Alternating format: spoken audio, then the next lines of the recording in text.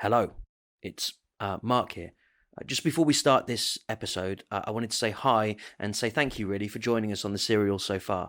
Ross and I both really appreciate you tuning in and following the journey that I've been on. We've had more people checking us out than we ever expected from all around the world. And since the last episode, I've actually had a lot of people messaging me on Instagram or on Facebook or on Twitter, just saying lots of kind things about the lyrics that I wrote. So thank you. It was a little scary to write that, but I'm all good, and it really means a lot that you guys are listening. Thanks to anyone sharing and talking about us as well. If you've posted a review on iTunes, thank you so much. We found out last week that Mark Can't Rap has made it onto New and Noteworthy for personal journals in the UK, which is amazing, and that's because you guys are listening, talking about us, and reviewing and bumping us up on the charts. If you haven't reviewed us yet and you've enjoyed the serial, it would really help us out if you did leave a review or shared a link and said why you're enjoying the series so far, just so that others can see it. Anytime you do, it has a very real impact on others checking us out, which in turn increases our chances of being able to put together a second season. So that's the first thing. The second thing is that if you or anyone you know is heading to the Edinburgh Fringe this summer, I'll be there from the 31st of July until the 18th of August, every day performing Mark Can't Rap, the live show. It's a rap, storytelling and poetry show based upon this serial, and it's using audio from the podcast as well as a bunch of extra live pieces and music videos that I've been cooking up in the background. It's really fun and really exciting, and I really think you'd enjoy it. If you know anybody heading to the Edinburgh Fringe, please let them know about it.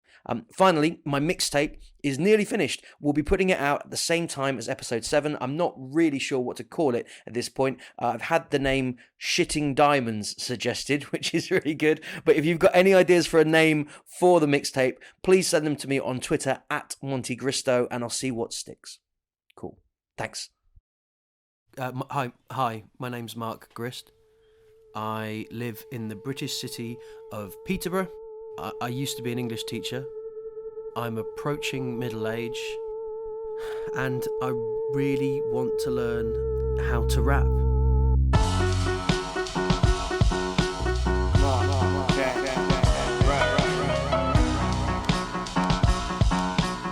Last time on Mark Can't Rap.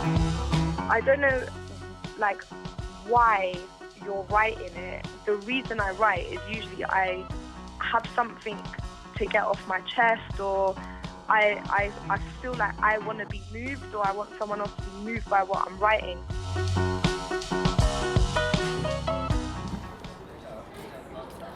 Ross and I are in Peterborough city centre. We're outside a place called Samm's Bar. We're about to go inside. Okay. This is happening now. Yeah. I'm planning on performing the lyrics that I shared with you last episode, only this time on a beat, as part of the bar's weekly open mic. I think this is the most nervous I've been about a thing in this year. And I should say, we're in 2018 still. It's the end of the year. I don't.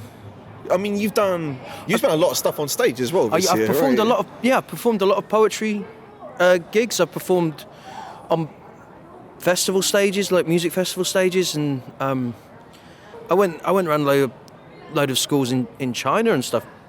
I've performed this year definitely to crowds of 1,000 plus. There's probably going to be, in that room downstairs, there's probably going to be about 20, 25 people, or maybe a few more. Yeah. But not like 1,000 more, Mark. It's going to be all right. Yeah, I just feel like I'm burdening those people with something. That's what I feel like. Samm's is quite a trendy bar. It's a bit sparse. I mean, most of the decor is black. There's a bunch of artwork on display. There's a thick oak bar. They've got a range of craft beers. It's always pretty busy, and there's this downstairs floor as well. Every Thursday down there, there's this open mic for local singers and songwriters. I've been before, and most people performing have guitars with them. They often perform rock and indie covers. I've seen a few covers of Killer's songs, not seen anyone perform hip-hop there before. I've been rehearsing for the last 3 days, and I still can't really get all the verses out without just checking my paper, which is fucking useless, right? You can't have.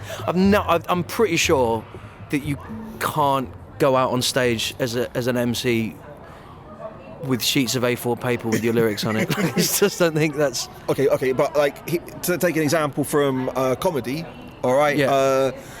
When Chris Rock when he's trying out like a brand new comedy set, he goes to a local comedy night and he delivers it. I think he holds a bit of A4 paper in his hand and he delivers it in a monotone voice. Yeah. And his reasoning is that like his comedy should be so good that it's still funny even when he hasn't added any sort of like performative element at all. So he should be able to stand behind a curtain and deliver those jokes in a robot voice, and they're still funny, because he can't. If he puts all his kind of Chris Rockness over the top of it, he's like, I can sell any bad joke. So basically, this is a more harsher test of your rhymes. Yeah. And that is true. It's okay for you to be shit. Yeah, I was performing it for Lucy earlier on, and she kept going. She was like, "You need to kind of have more swag. You got to kind of." She's like, "Where's your confidence? You got to like," and I just.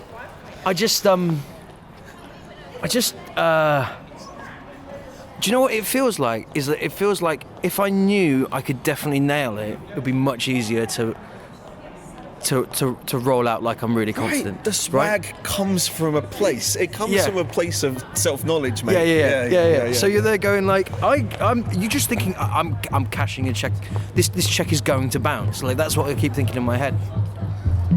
I think in part I'm so nervous because the lyrics I'm performing are so personal.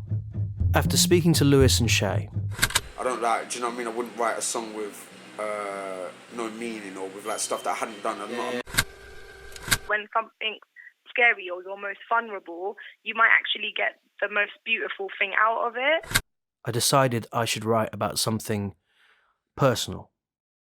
So I wrote about my mental health, about these highs and lows that I found difficult in my life. It's a little bit more open than I'm used to being in my writing. Just to like stand up and talk about that in a way that I'm not very comfortable with. It's been good to write it, but it's just like really out of my comfort zone. Maybe it helps, rather than thinking of it as like you being up there on your own, is that it feels more like when the music kicks in, like that's somebody else with you on stage, because I think that's what gives musicians their power, right? Think about how many musicians have said to you, and I bet they have, I could never go up and do something without music playing behind me. You know, if I was just up there and it was just me and my voice, I would hate it. But they say it all the time, because the music is the superpower, right? So maybe just like when that music kind of comes in behind you, just like feel that as being like this thing, and that can help you feel more. I'm really interested to hear how it goes, and I really hope I don't bomb, because it's like you said, it's going to be like 20, 25 people. It's not that many people, but sure. I just want to not go wrong, and I think it's going to. I think it's going to. Okay, this might be a bad analogy, right? But Mark, you know a lot about wrestling, right? Yeah. I've had many conversations about wrestling. More than anyone I know, you've got a really good understanding of status in performance, right? But I always lowball my status. You lowball status, and all that's good, the time, and that brings everyone round. Yeah, because a lot of the time in a poem, I think you're kind of showing off a bit, right? You spent a lot of time crafting precisely what you want to say to put your best foot forward and to sound like a much more erudite, nimble version. Like you're a bit like the penguin in the water, right? Like that's how I feel it is. And so I think a lot of the time outside of the poem, for me, I just think it helps a lot if you just spend the rest of the time like looking like the penguin out of the water. Right. Dial up the awkwardness. Yeah. Right. So that those moments when you're in the water feel a little bit more interesting and can connect more, but also it just shows that you're not like, I don't know. I think your worry for this is that it's the other way around. That if you were to go on stage and be like, I'm Mark Grist, and then get into the work itself and be like, I just don't know when I get in the water with this at all. I just don't think that happens at any point. Where is the water? There is no water. Okay. There is no water. Do you know the point? Yeah. As we take our drinks down the stairwell to the basement, I remember thinking, why am I doing this in my hometown? Why hadn't I gone to Nottingham or London or anywhere really? I try to calm myself by thinking, every audience I've performed in front of has taught me something. I've just got that thought looping through my head. Downstairs is a tightly packed, low-ceilinged basement. There's a couple of amps, a mic stand, and a guy singing and playing the guitar in front of about 20 or so people. Throughout his performance, most of them are ignoring what he's doing or having conversations with each other. The guy performing sort of looks like he's enjoying himself. He gets a bit of applause at the end of each song, but it's almost like when he starts playing, he's completely separate from the rest of the room. People pitch up into conversations again, or they're locked on their phones. There's a man holding a beer can, dancing ironically out the front. A group of teenage girls are standing really close to the act, so close that they're lit by the same stage light. They're having an animated conversation at near shouting level with each other. They almost look annoyed that he's there. Poetry gigs are, in the most part, quite tame events. Normally you don't have to deal with background noise. People tend to listen politely. Sometimes they'll even dish out a stern look at anyone that starts talking. Right now, an audience like that feels pretty luxurious.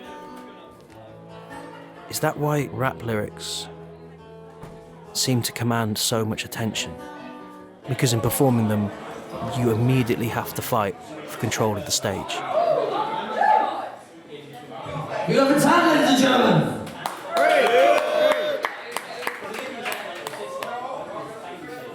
We do have marketing as well. Would you like to run now? Would you want to do it later? Yeah, I'll go now. It's up to you. Yeah, cool. Yeah, cool. So this gentleman has come on stage, Mr. Mark Grist. Some of you may know him. But yeah, I'm just going to get him set up so he can come here. As I get onto the stage, I can see much more clearly how uninterested the room really are. I find the beat on my phone, I plug it into the amp, I head over to the mic and I just click play. Let's go. As I start performing, I realise the crowd are going to teach me something.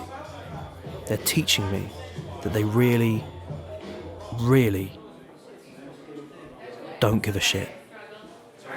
Cool, alright, we'll just see how we go. Hello, nice to see you. My name's Mark. I won't bother you too much. I'm going to perform 2 new pieces for rap poems, and I'm writing some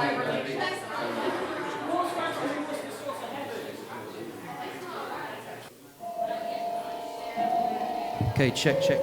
Right, we'll see if this works. Yeah, got enough beat? Okay.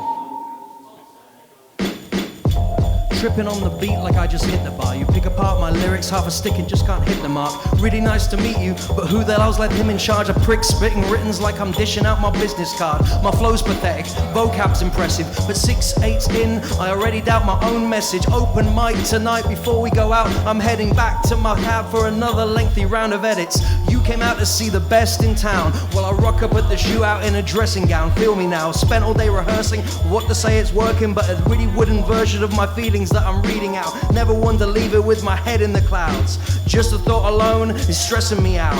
Packed a bunch of feedback forms to pass around. I got assessment down. Cool. Thank you for tolerating that.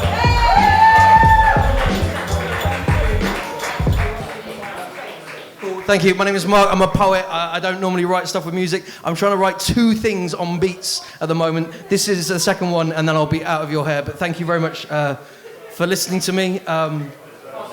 Right, let's see.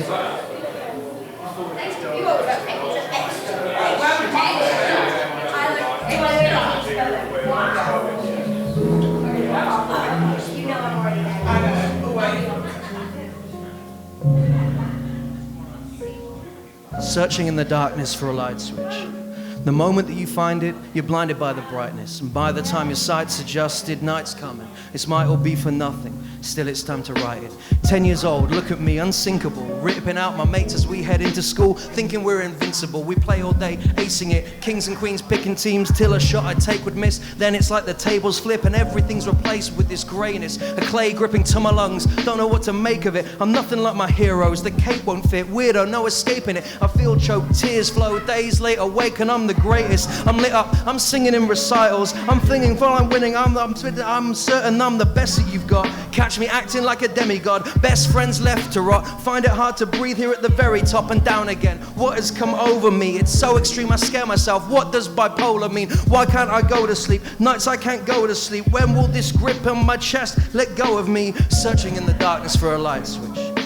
The moment that you find it, you're blinded by the brightness. By the time your sight's adjusted, night's coming. Smile will be for nothing, still it's time to write it. By 17 I let it get the best of me. Purple hair and shredded jeans, hanging with my friends, I seem to have it all together. Good health, a tight home, no enemies, but still so much stress in me. At nights I couldn't get to sleep without agonizing over when that switch would flip, pinning me down again, or else I'd be lifted up, making plans frantically, letting people vanish like they couldn't understand this. Just me, I'm alone on my own planet, and the shame that remained in those middle days. How can you think like this? Then the switch flips and you're out of sync. All you say sounding shit, everyone's frowning. It won't go away, going out feels like drowning. Till one night so done I climbed out on my windowsill, ground far below me, gripped with my fingers. Still night I held tight, felt my head throb. So much better if you just stepped off, searching in the darkness for the light switch. The moment that you find it, you're blinded by the brightness. And by the time your sight's adjusted, night's coming. This might all be for nothing, still it's time to write it.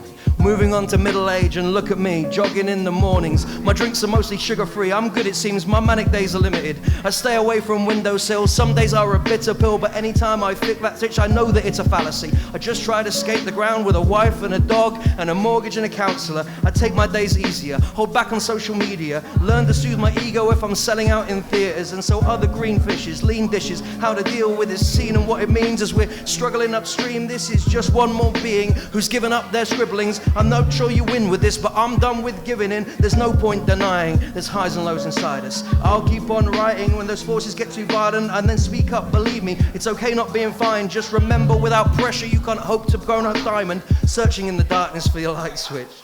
The moment that you find it, you're blinded by the brightness, and by the time your sight's adjusted, night's coming. But nothing is for nothing. I'm pleased I got to write this. Cool, thanks very much.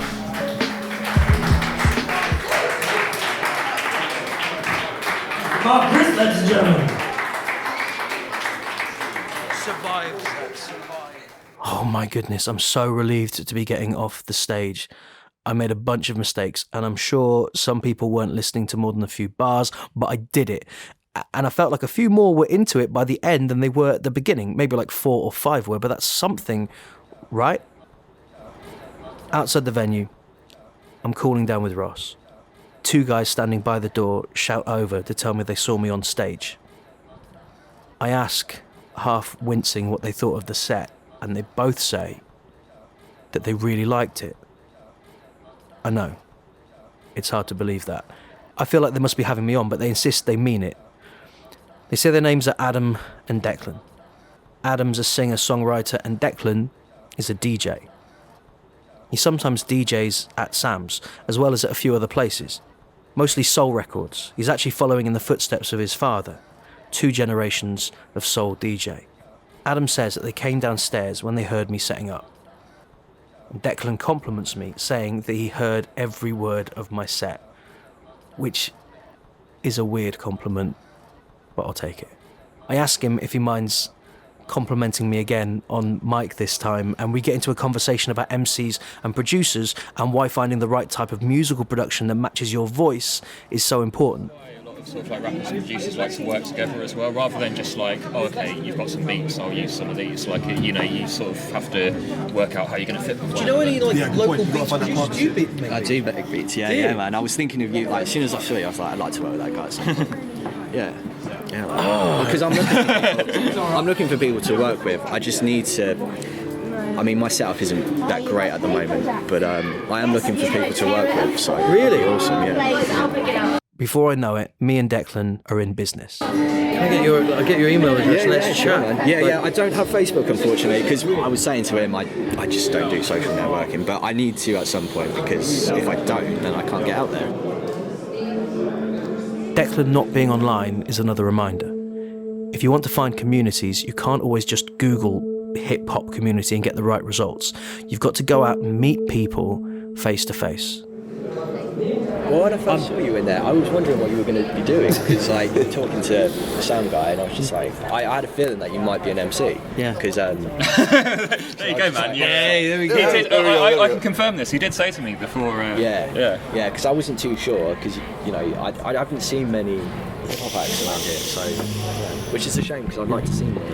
And you live locally as well? Yeah, I don't live too far. I live in a place called March in Cambridgeshire. Yeah, it's not too far. It's not too far. Well, let's keep in touch, and I'm all over like doing some kind of collaboration. I think it'd be really cool. Oh mate, absolutely. Getting through the gig and meeting Declan was a real buzz. It's scary writing something and sharing it with strangers, and yeah, maybe most of them won't be into it, but someone might. And it's only by putting yourself out there that you'll be able to find people you can collaborate with. I head home that night and sit looking at my lyrics before bed. Perhaps they're not bad. I'd spent so long thinking they were. I need to learn them now. Like Tony said, really learn them and record them with a beat. When they're out there, concrete, recorded with music, I'll know for certain. Talking to Declan has given me the confidence to reach out to a bunch of local beat makers and producers. Sadly, Declan gets back to say that he's busy. But one of my friends, G, is really keen to get together and start work on a track. We set a date to meet up. It's time to make a mixtape.